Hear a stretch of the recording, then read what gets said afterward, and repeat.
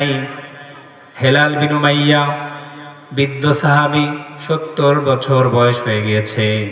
এই হেলাল বিন উমাইয়া তিনি নবীজির কথায় কষ্ট পেয়ে তিনি নিজের উপরে অনুতপ্ত হয়ে রাগান্বিত হয়ে বাড়ির থেকে বাসা থেকে রশি নিয়ে মদিনায় মসজিদে নববীর পিলারের সঙ্গে রশি বেঁধে দাঁত দিয়ে কামড় দিয়ে তার দুখানা হাত ওই রশি দিয়ে বেঁধে তিনি আল্লাহর কাছে বলছেন, আল্লাহ, আমি অপরাধ করেছি, ভুল করেছি, নবীজি আমাকে বয়কট করে দিয়েছে।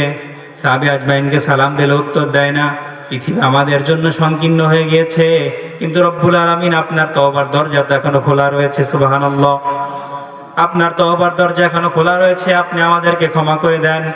এইদিকে মুরারা বিন রাবিয়া তিনি পাহাড়ের গুহার মধ্যে গিয়ে কান্নাকাটি শুরু করে দিয়েছেন। কাঁদতে কাঁদতে অঝর নয়নে কাঁদতে কাঁদতে অস্থির হয়ে পড়েছে। এদিকে কাব বিন মালিক সেজদা দিতে দিতে বেকারার হয়ে গিয়েছে। নবীজি তাকে এখনো বয়কট করেছে, নবীজি এখনো মাফ করেন নাই।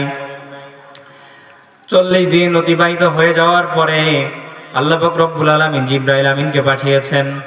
পাঠানোর পরে আল্লাহ পাক রব্বুল আলামিন জিবরাইল আলাইহিস সালাতু ওয়াস সালামের মাধ্যমে জানিয়ে দিয়েছেন।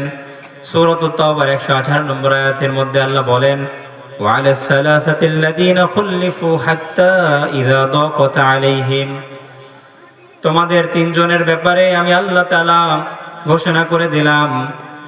নবীজি তোমাদেরকে বয়কট করেছে, সাহাবী আজমাইন বয়কট করে দিয়েছে, কিন্তু আমি আল্লাহ তওবার দরজা বন্ধ রেখে নাই। আমি আল্লাহ পাক রব্বুল আলামিন তওবার দরজা খুলে রেখেছিলাম। আমি আল্লাহ তোমাদেরকে মাফ করে দিলাম। হাত্তা ইযা দাকাত আলাইহিম আনফুসুহুম ওয়া দাকাত আলাইহিম যিল্লাহ, পৃথিবী তোমাদের জন্য সংকীর্ণ হয়ে গিয়েছিল, মানুষ তোমাদেরকে বয়কট করেছিল, তোমাদের এমন মনে হতো, তোমাদের নিজে অপরাধী মনে হতো।